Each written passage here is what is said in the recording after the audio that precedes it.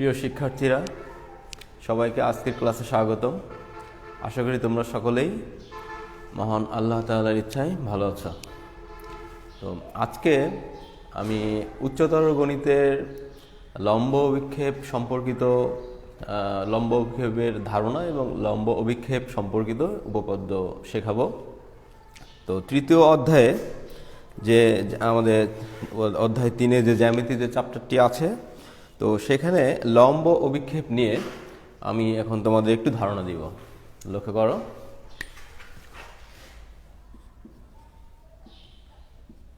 লম্ব অভিক্ষেপ।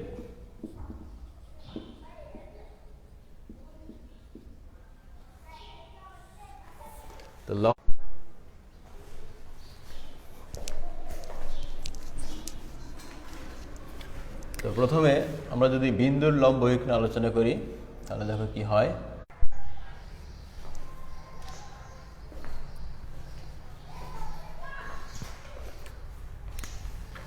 বিন্দুর লম্ব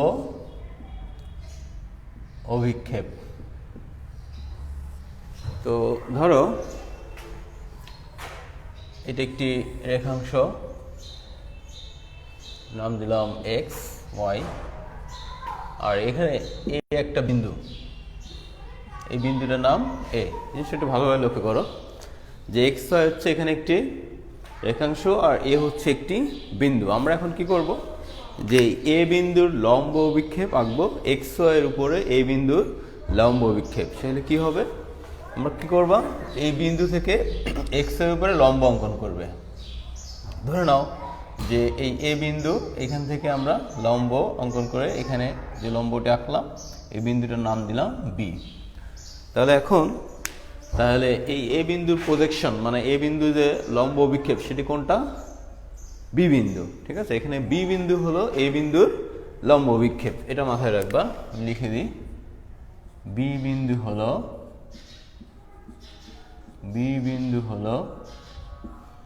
এ বিন্দুর লম্ব অভিক্ষেপ। বুঝতে পেরেছ? আবারও লক্ষ্য করো, এখানে যে এ বিন্দুটি আছে এই বিন্দুর লম্বে আঁকতে হলে যে রেখার উপরে তুমি আঁকবা সেই বিন্দু থেকে ওই রেখার উপরে লম্ব এঁকে দিবা। তাহলে এখানে এ বিন্দুর লম্ব অভিক্ষেপ হবে বি বিন্দু। তোমরা একটু ভালোভাবে লক্ষ্য করো।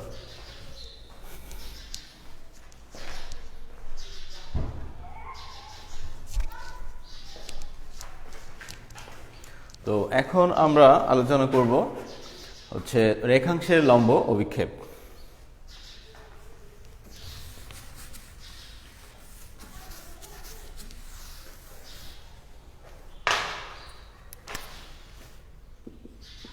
রেখাংশের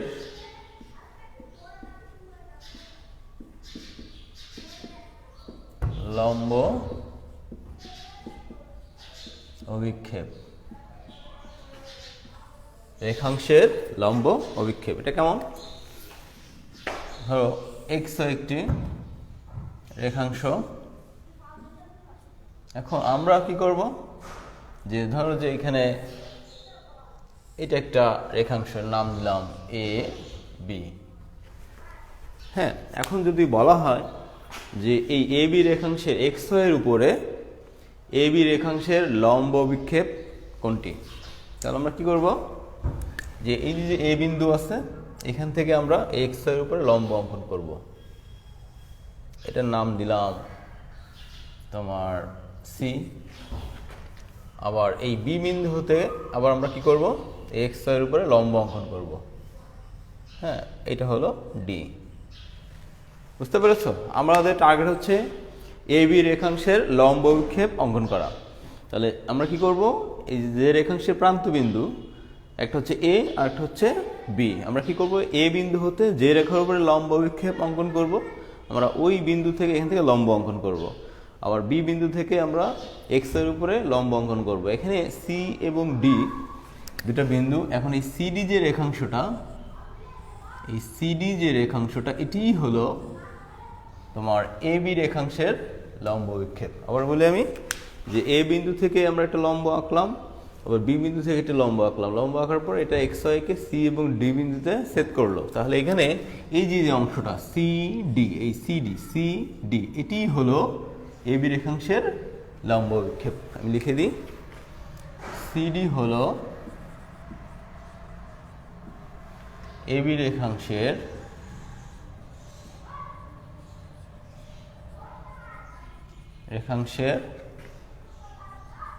লম্ব অভিক্ষেপ। ক্লিয়ার? আমি যদি আরেকটা বিষয় তোমাদেরকে দেখাই তাহলে সেটা কি হবে,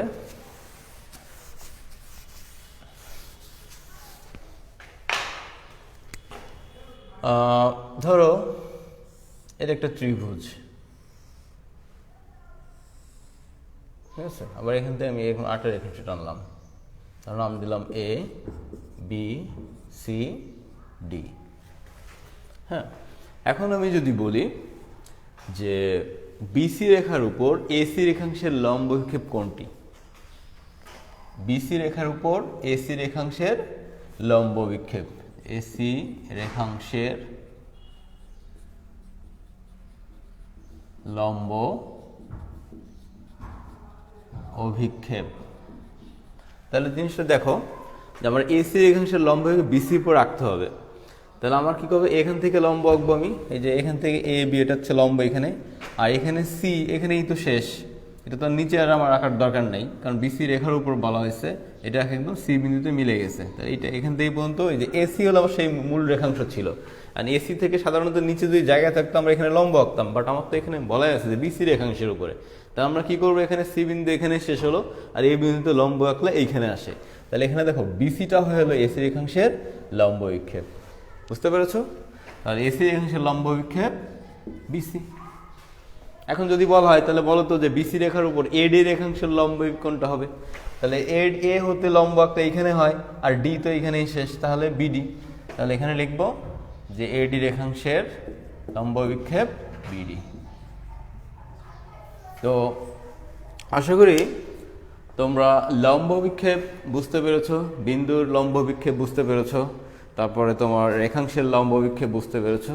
আমরা যতটুকু বুঝতে পারলাম এটা দিয়ে আমরা একটি উপপাদ্য আজকে শিখব, সেটা হচ্ছে উপপাদ্য 3 যে বিষয়টি আছে সেটি হচ্ছে যে স্থূলকোণী ত্রিভুজের স্থূলকোণের বিপরীত বাহুর উপর অঙ্কিত বর্গক্ষেত্র ওই কোণের সন্নিহিত দুই বাহুর উপর অঙ্কিত বর্গক্ষেত্রের ক্ষেত্রফল এবং ওই দুই বাহুর ক্ষেত্রফল যে কোনো একটি, ওই দুই বাহুর যে কোনো একটি ও তার উপর অপর বাহুর লম্ব বিক্ষেপের অন্তর্গত আয়তক্ষেত্রের ক্ষেত্রফলের দ্বিগুণের সমান। এই বিষয়টা আমরা আসলে আজকে এখন আমরা প্রমাণ শিখব। আসলে এখানে যে কথাটা আছে এটা এইভাবে বললে বা দেখলে পড়লে তোমরা বুঝতে পারবে না। আমি যদি এটি চিত্রে নিয়ে যাই চিত্র থেকে, তাহলে তোমরা খুব ভালোভাবে বুঝতে পারবে। তো প্রথমে আমরা কি করব, এটা যেহেতু স্থূলকোণী ত্রিভুজের কথা বলা হচ্ছে, এজন্য আমি এখন একটা স্থূলকোণী ত্রিভুজ এঁকে তোমাদেরকে বুঝাবো আসলে মূল ঘটনাটা কি।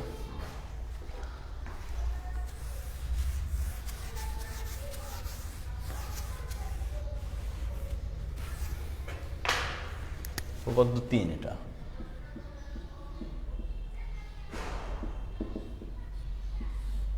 ঠিক আছে, বইয়ের মতো করে আঁকি চিত্রটি।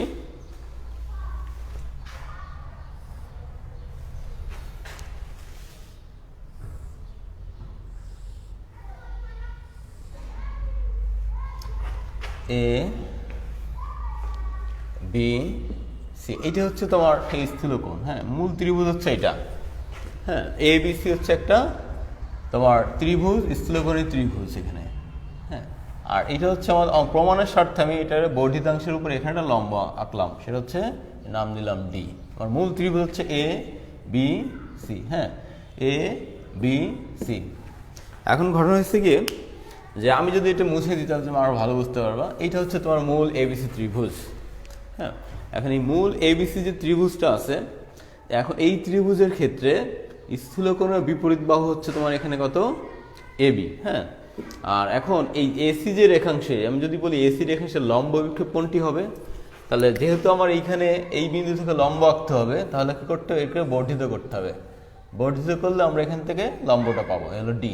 তাহলে এসি রেখাংশের লম্ব বিক্ষেপ হলো বলো তো কোনটা? সিডি। হ্যাঁ, এটা মনে রাখতে হবে যে এসি রেখাংশের লম্ব, তাহলে এইখান থেকে লম্ব আঁকতে গেলে এটা বর্ধিত করতে হবে। বর্ধিত করার পর এখানে ডি বিন্দু পেলাম আমরা, তাহলে সিডি হবে হচ্ছে এসি রেখাংশের লম্ব বিক্ষেপ। এখন আমি মূল আলোচনা আসি। আমার এখানে লেখা আছে স্থিরকোণের বিপরীত উপর বর্গ। তাহলে স্থিরকোণের বিপরীত বাহুর উপর বর্গ সেটি কোনটি? এই দেখো স্থিরকোণ, এখানে হচ্ছে স্থিরকোণ আসলে কাকে বলে মনে আছে? যে তোমার কি বলে, এক সমকোণের চেয়ে বড়, তাই না? এক সমকোণের চেয়ে বড় যে কোণটা, তাই না, সেটা হচ্ছে আমাদের কি এখানে স্থিরকোণ। সহজে যদি বলি যে 90 ডিগ্রি অপেক্ষা বড় যে কোণটা সেটা হচ্ছে স্থিরকোণ এখানে, তাই না? তো এইখানে যে বিষয়টি দেখো যে এইটা হচ্ছে সি কোণ, এখানে এ সি বি, এটা স্থিরকোণ। তাহলে এই স্থিরকোণের বিপরীত বাহু হচ্ছে এ বি, তাহলে এ বি স্কোয়ার এইটা সমান হবে কি অপর দুই বাহুর বর্গ। তাহলে অপর দুই বাহু একটা হচ্ছে তোমার এসি আর একটা হচ্ছে বিসি, তাহলে AC square plus BC square, অপর দুই বাহুর অঙ্কিত বর্গক্ষেত্র। হ্যাঁ, এর সঙ্গে আবার কি হবে, প্লাস হবে তোমার এ দুইটা বাহুর যে কোনো একটা বাহু। হ্যাঁ, তো যে কোনো একটা বাহু আমরা এখানে কি নিলাম, ধরে নিলাম বিসি, আর অপর বাহুর লম্ব হিকেপ, এটা তো এক পাশে চলে গেল। এখানে আর আছে বিসি আর এসি। আমি যদি একটা বাহু নিই বিসি আর অপর বাহু হচ্ছে এসি, এসি আবার লম্ব বিক্ষেপ নিতে হবে। তা লম্ব বিক্ষেপ হচ্ছে এখানে সিডি, তার এটা হচ্ছে বিসি আর সিডি, সেই আয়তক্ষেত্র হলো, আয়তক্ষেত্র দ্বিগুণের সমান, তার মানে এখানে 2 দিয়ে দিতে হবে। আমাদের মূল হচ্ছে এইটা প্রমাণ করতে হবে।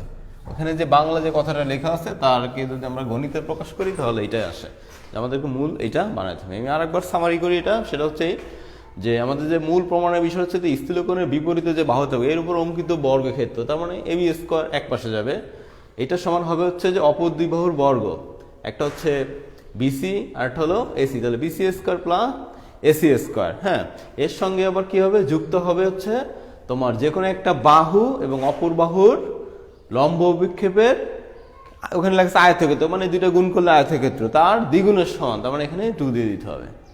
এই বিষয়টা আমরা এখন প্রমাণ করব, ঠিক আছে? তো এইখানে যে প্রমাণের শুরুতে এখানে যে কিছু কথা লেখা আছে, বিষ্ণু তো এইভাবে লিখবা, নামগুলো দিয়ে দিবা, যে মনে করি এবিসি ত্রিভুজের এখানে বিসি এই স্থিরকোণ।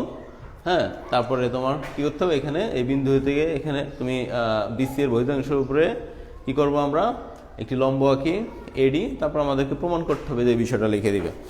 এখন আমরা প্রমাণে যাই যে বিসি বাহুর বহির্ধাংশের উপরে এসি বাহুর লম্ব বিক্ষেপ হলো সিডি, তাই না? বিসি বাহুর মানে সোজা কথা যে এসি বাহুর লম্ব বিক্ষেপ হচ্ছে এখানে সিডি, এটা অবশ্যই বিসি বাহুর বহির্ধাংশের উপরে। হ্যাঁ, এখন প্রমাণের শুরুতে আমরা এখানে দেখো যে এখানে দুইটা বিষয় আছে, সেটা হচ্ছে যে লম্ব বিক্ষেপ একটা বিষয় আমরা বুঝলাম, আর হচ্ছে এখানে দেখো যে আমরা পুরা এ বি ডি ত্রিভুজ, যেহেতু এডিটা এখানে লম্ব, তাহলে এখানে এ বি ডি এইটা হচ্ছে একটা সমকোণী ত্রিভুজ।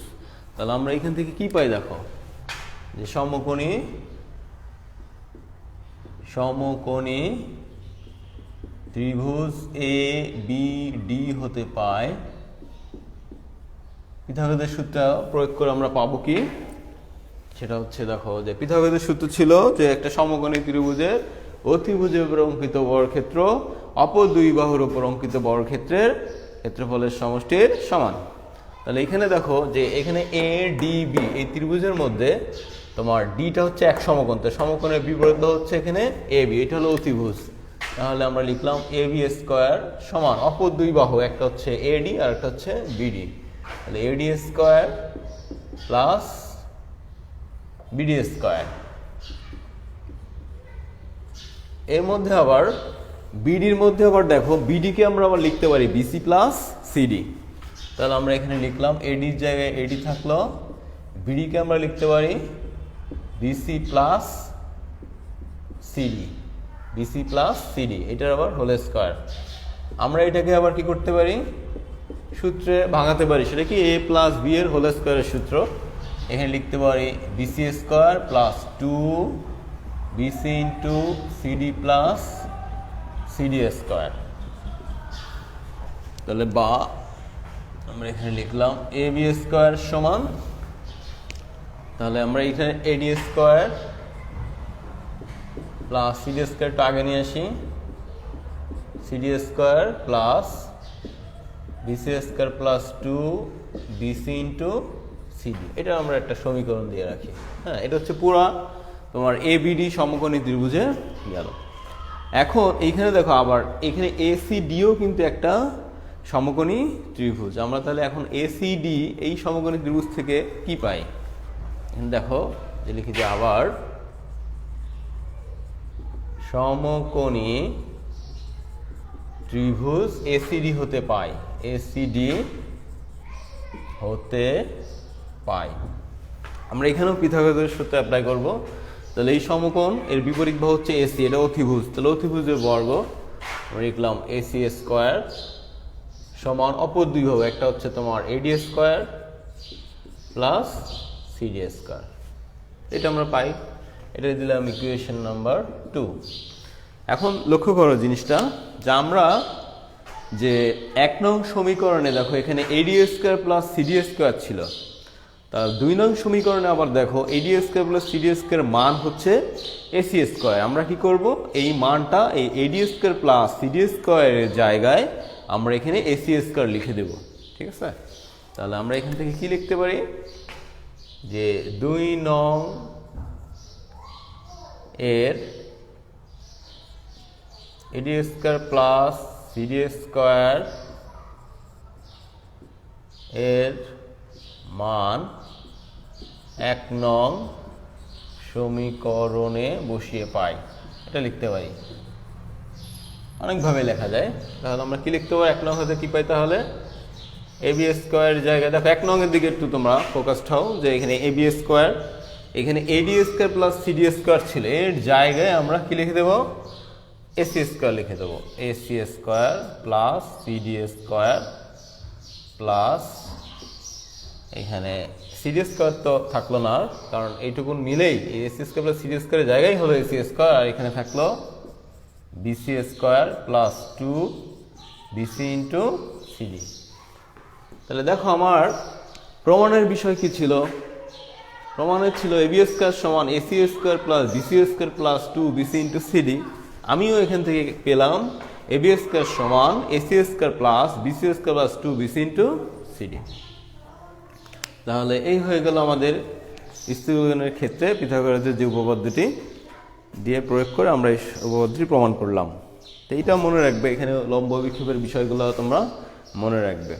হ্যাঁ, সূক্ষ্মকোণের ক্ষেত্রেও একইভাবে আমরা এটা করতে পারবো। তোমরা সূক্ষ্মকোণের ক্ষেত্রে উপপাদ্য 4 যেটা, সেটাও নিজেরা করার চেষ্টা করবে। তো এই বিষয়গুলো তোমরা প্র্যাকটিস করবে বেশি বেশি, তাহলে তোমরা এই ধরনের সমস্যা সামনে পেলে বা সৃজনশীল প্রশ্ন যেভাবে আসুক তোমরা এগুলা করতে পারবে, সলভ করতে পারবে। তো আজকের ক্লাসে যা আলোচনা হলো এই বিষয়গুলা তোমরা খাতায় লিপিবদ্ধ করবে, খাতায় লিখে রাখবে এবং এগুলো প্র্যাকটিস করবে। তো আজকে আর ক্লাস বড় করব না, আগামী দিন আমরা অ্যাপোলোনিয়াসের উপপাদ্যটিও নিয়ে আলোচনা করব। তো তোমাদের সুস্থতা কামনা করছি। আজকের মধ্যে ক্লাস এখানে শেষ করছি। আল্লাহ হাফেজ।